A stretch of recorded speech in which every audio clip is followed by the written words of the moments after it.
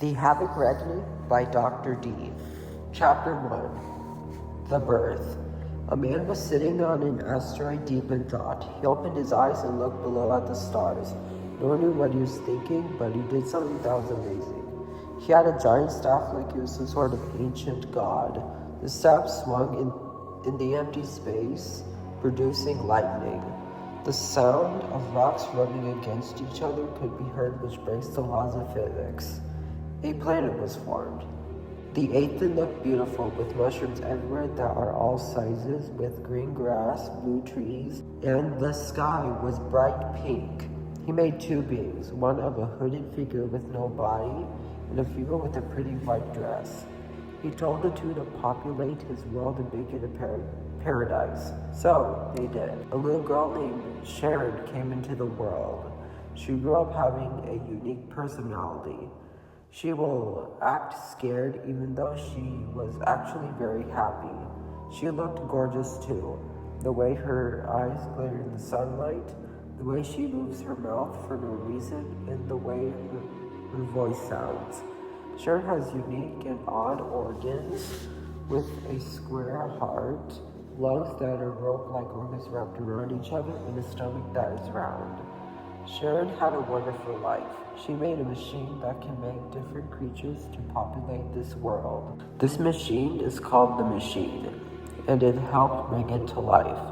A ton of creatures came to this planet, one of a xenomorph alien with no legs and a green body. She called him ITT, and another of an animatronic bear named Yashi. Other creatures were there too, like a mannequin with a happy personality, an older woman with beautiful candy cane hair, a dragon with grass for skin, a kid that is always looking angry, a werewolf but has a hand for a head the same way with the dogs, and a giant rat with glowing purple eyes. One day, Angry Kid was walking home from school when he saw a young girl that looked angry too. He felt anger the more he stared. She noticed and screamed, "Why are you looking at me?" He felt more anger inside of him, then yelled, "I hate you!" She gasped, and with a death stare said, "Thank you, I hate you too." He asked her if she was busy, and she screamed no. So asking very sternly, "Could we go out and get lunch?" Then she yelled, "Yes." Chapter 2. The Horrible Meeting. Angry Kid was on a date with Angry Girl, talking and getting to know each other. You know how love works. Behind the restaurant, a leak occurred and spilled a strange red liquid out of the pipes. A demon appeared to be growing out of the red liquid. His eyeballs are the size of tiny rocks, and it was on fire like an asteroid. His teeth were broken and yellow like cheese. His skin was as hot as the sun and as red as lava. The demon has these two weapons called flails. They were wrapped around his arms. The demon said, "I am the Noxon," and jumped out from the alley and smashed the ground. Everyone tried to run, but it was no use. He grabbed the creatures and electrocuted them all, making them attack their friends. Angry Kid went crazy and burned his girlfriend by shooting flames and burning her. When Noxon was destroying everything, he heard the sound of a swoosh and something crashed into the ground. It had eagle legs, wings, human body and arms, claws for hands, and an elongated jaw grating and frowning at the same time. The creature looked tired. He looked like he hadn't slept in days. The entity's copied form looks like it hasn't been used since the beginning. "I hope you don't fall asleep during the fight," Noxon said to him. "I'm not planning on it." The two entities charged at each other. Then Noxon grabbed him by the head and zapped him with his lightning. The protector's head shook wildly and he fell to the floor. One of the monsters said, "No, the protector." Noxon laughed, not regretting his decision. During this moment, a dweller was running with Sharon to find a way out, and eventually found a light called the Fly Light. They say the light will fling you to outer space, so he decided to do it. He flung her to space while she was screaming, "At there!" Before he could go in, the Noxon grabbed the dweller and dragged him away. She could hear the laughter coming from the person she might never see again. Meanwhile, the Aethan god found out what was happening and decided to try and stop him. He flew down full of power and said to stop. Noxon just laughed and jumped at the god, flinging his weapons. The god just grabbed the chain and threw him and Noxon's weapons back. The demon came out of nowhere and put an end to him. After all that, he didn't regret his actions. Instead, he left standing in his destruction. Chapter 3, Earth. A boy named Sam had autism. He was shy and quiet and had these terrible meltdowns. He didn't mean what he does, but he feels bad for doing it. Once he prayed for God to help him through his pain, but it didn't work. He will forget about tomorrow. Until next time. When he got to high school, the meltdowns just stopped. And after a few days, he started talking to people, getting to know them, and saying hi. Then he met a girl named Sharon. She was sweet, kind, and also very lovely. They fell in love. But he didn't know what her life was like until February 16, 2006, on his birthday, when people have been seeing a strange thing flying in the sky. It looked about 12 feet high, and they didn't even know if it was evil or not. Sharon pointed to it and said, "The Protector." She started clapping, saying, "Daddy," then stopped and looked down, crying. Her stepfather asked if she was all right. She didn't answer. Instead, she ran into her room. A couple minutes later, her stepdad went into her room to talk to her. He asked, "Why are you so saddened?" Sharon got nervous to say, then took a deep breath and told him everything. His eyes went wide and his skin went pale. He just walked out and didn't say a word. After 2 minutes, he returned to her room and asked, "Did this really happen?" She nodded, then left again. She could hear them through the door, but when she heard, "Do you think she needs help?" she started crying, thinking of her father. In the morning, they were on a drive when some guy walked in the middle of the street and just stopped. They were going too fast to stop. Even if they did, they would crash. They had no choice. He hit the brakes and the car started to swerve. And then it just stopped. The thing that was on the news was right in front of them. It knocked on the window. They were terrified. They stepped out and rolled down the window and looked in the back seat and saw Sharon sitting there. His eyes went wide with shock and happiness. The Protector pointed to her and said, "Borrow." What are you?" the stepdad asked, and the thing replied, "The Protector." It told Sharon that her family needs help. Chapter 4, The Group. Stepdad, stepmom, and Sharon went with the Protector to a mysterious cave in the forest. In the cave, they saw 3 more creatures. One was a female officer, if you could call it an officer, with a hand for a head and an arm growing out of her back. The second is a male that was mixed with a buffalo, goat, and bear. Head, body of a buffalo, arms of a bear, and horns, legs of a big horned goat. The third is a moose standing up. The Protector pointed at the first and said, "Claw Angel, Chain Dweller." But when he said dweller, Sharon started crying and ran out. The Protector followed her and sat down. He said, "I know you're worried about your father, but he loved you so much, and so did your mom. He may be crazy, but inside, he is thinking of you." "How?" she said, saddened. "He is not fully crazy. He is still aware, and that awareness is thinking of you. He still loves you, but he can't show up because of Noxon. Don't worry, Sharon. He's always with you, and so are we." Sharon showed a scared look and they went back in. The protector continued, Chain Dweller and Moosley. Sharon made a noise, clapping. I know someone that can help us, she said, full of cheer. They followed her to a house where Sharon's boyfriend Sam is. Sam, she said happily. What, hon? Sharon said, surprised.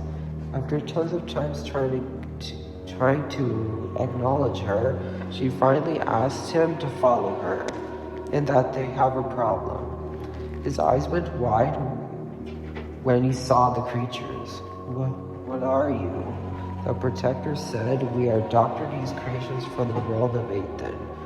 We came to help you stop a great evil named Noxon, one of Dr. D's failed experiments.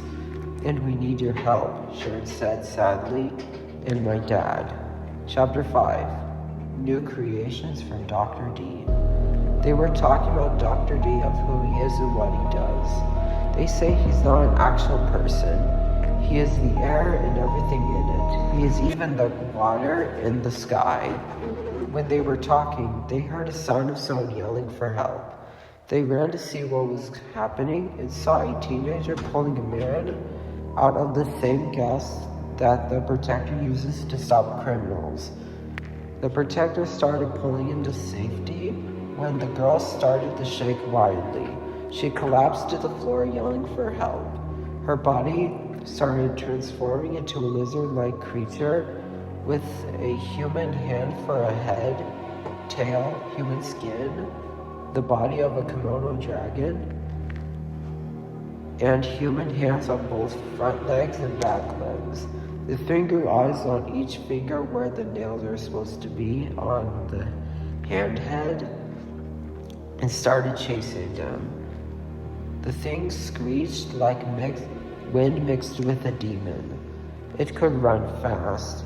The protector grabbed it by the throat and smashed it in the ground. Sharon was terrified. She couldn't even move. The protector said to them, Dr. D did it again. Ever since Noxon destroyed everything, his luck has been terrible. We need to find the flylight. Sharon looked down. He put his giant hand on her shoulder. After a bit, Sharon took a little walk when she heard rustling in the leaves.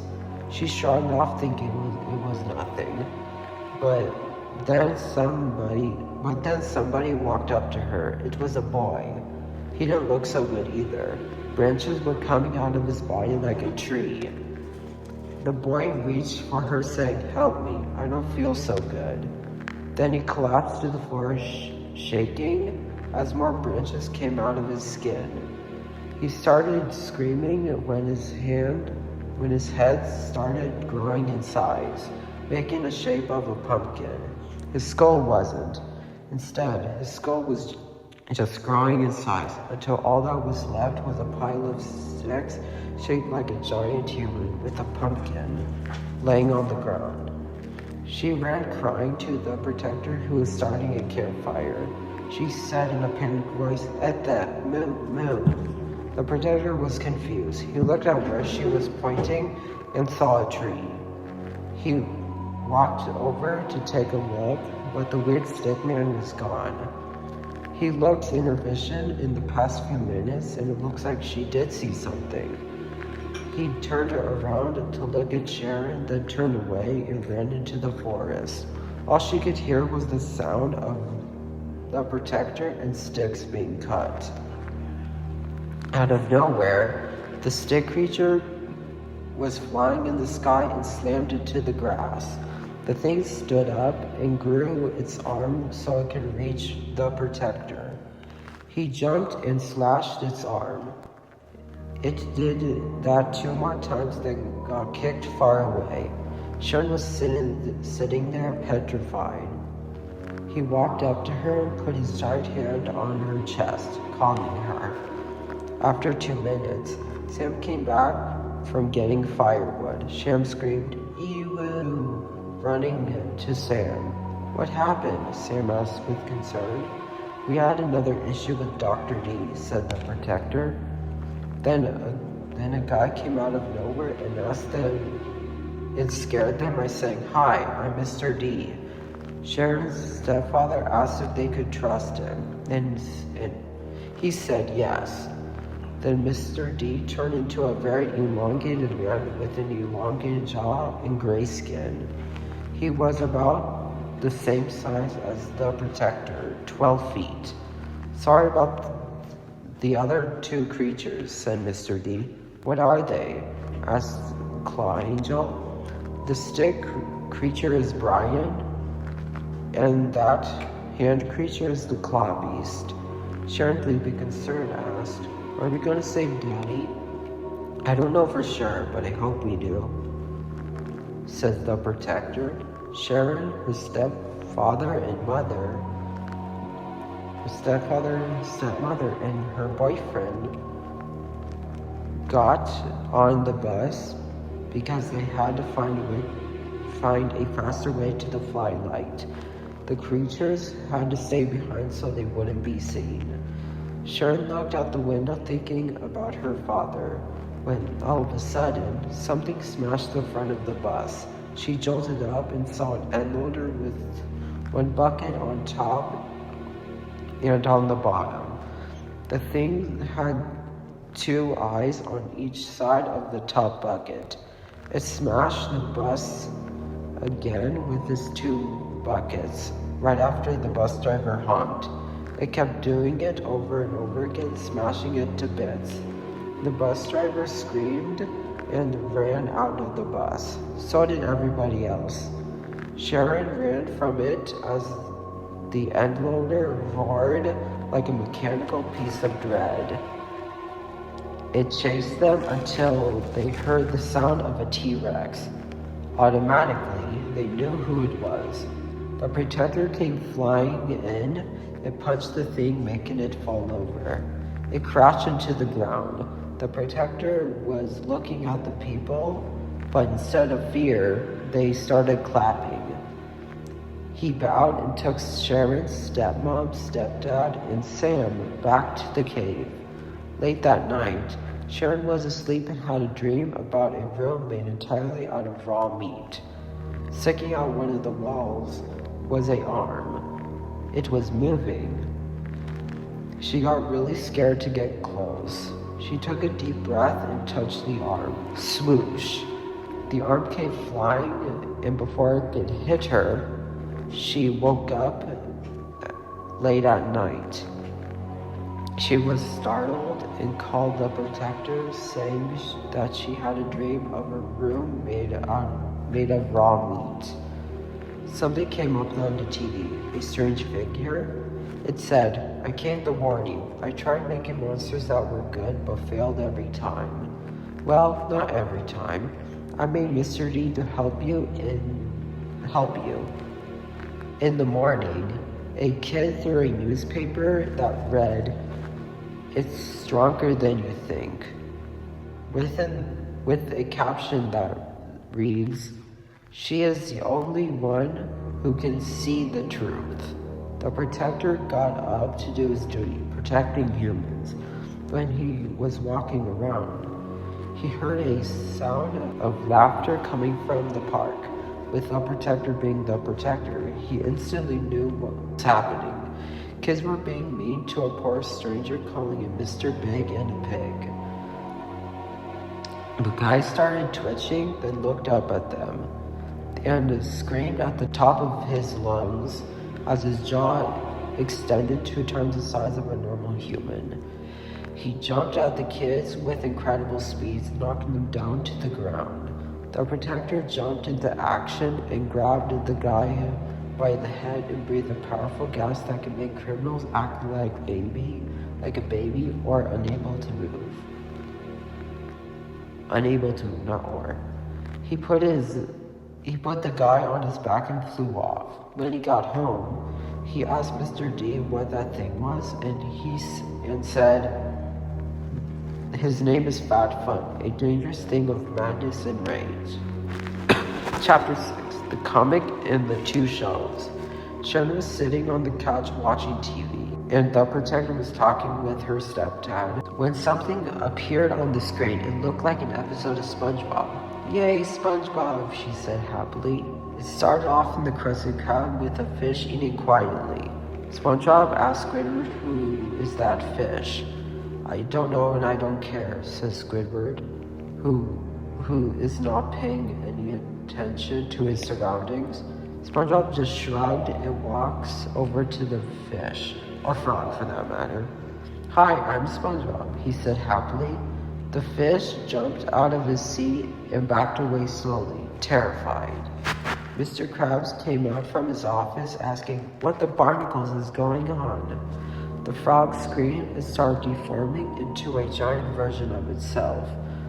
SpongeBob and Mr. Krabs were screaming and so were customers. Sharon looked away as the beasts tore their limbs apart.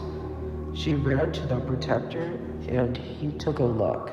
There it was, a fully deformed beast called the Hookuchai, according to Mr. D. Then the show changed and showed a new show that she has never seen before. It said, Adventures with Hoogus the Moose. Then here came Dr. D. He told them to see this episode of Hoogus the Moose.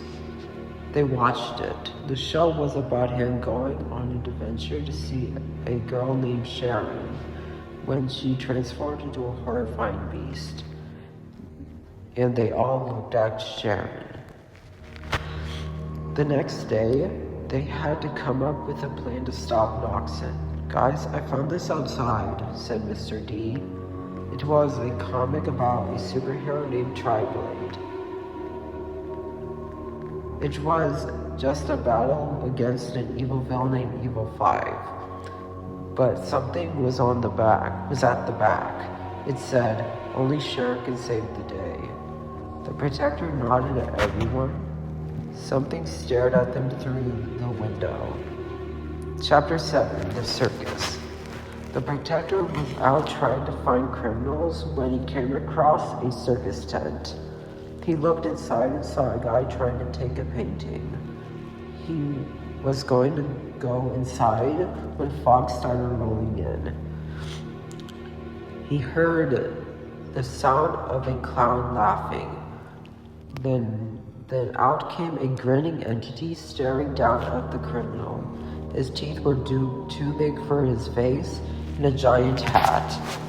The collar was shaped like a boat and a blue shirt/pants. It laughed like an insane clown. Then poof, the criminal was gone and so was the entity. The protector flew home and asked who or what that thing was. Mr. D had no idea. Chapter 8, The Entrance to Aiden. The crew were on the journey to try and find the flashlight until they saw something crawling right towards them. It was saying, help me, I don't feel so good. The protector had recognized him. He was his best friend Hanson.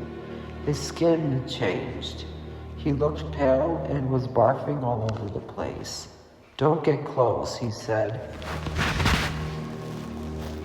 Don't get close, he is a sick ghost, said Mr. D. Can we save him? Sharon asked. No, he said sternly. Only. They slowly walked past him while he was saying, no, please come back. They were walking when Sharon said, I feel bad for him.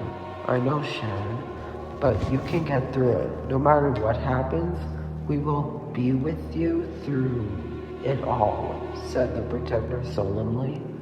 Here it is, said Mr. D. Then the ground started to shake as they all hurried in. Sharon was the first to go in. Then was her step-parents. Lastly, the monsters. When they got to Aiden, everything was havoc. The mushrooms and blue trees were gone. All that was left was broken grass and some household items. What happened to this place? The stepdad asked. Chapter 9, Save Hood Dweller. They were looking around when something came from above. It was Hood Dweller. His knives were gleaming, and his grin never faltered. "Daddy," Sharon called. "Get away from him," the protector said as he blocked her by his giant arm. She started crying as he came flying at them. The protector grabbed him by the hood and slammed him to the ground. "Daddy!" Sharon cried. The protector sharpened his claws and Sharon screamed, "No!" In a puff of smoke, she changed. Her arms were replaced by bunny arms with bunny rabbit ears, bunny legs, and her face was human skin, but had a muzzle of a bunny. She screeched and stuck out her claws and kicked the protector square in the face. She jumped away. Hoodweller and everyone else. She jumped away. Hoodweller's eyes opened up and looked at the protector and everyone else. What happened? Where's Sharon? It's a long story, but we don't have any time.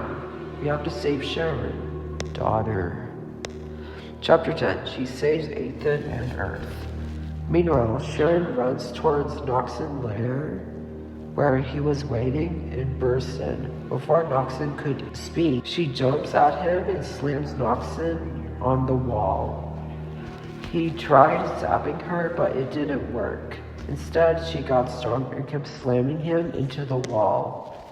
For a final moment, she held him up high and kicked Noxon into the water where he evaporated. The sky grew brighter, flowers began to grow, and blue trees/mushrooms came back. Sharon fell to the floor, and the protector catched her. She had a rough day. Let her sleep. Meanwhile, there was a dumpster on Earth that held something evil, and it was alive.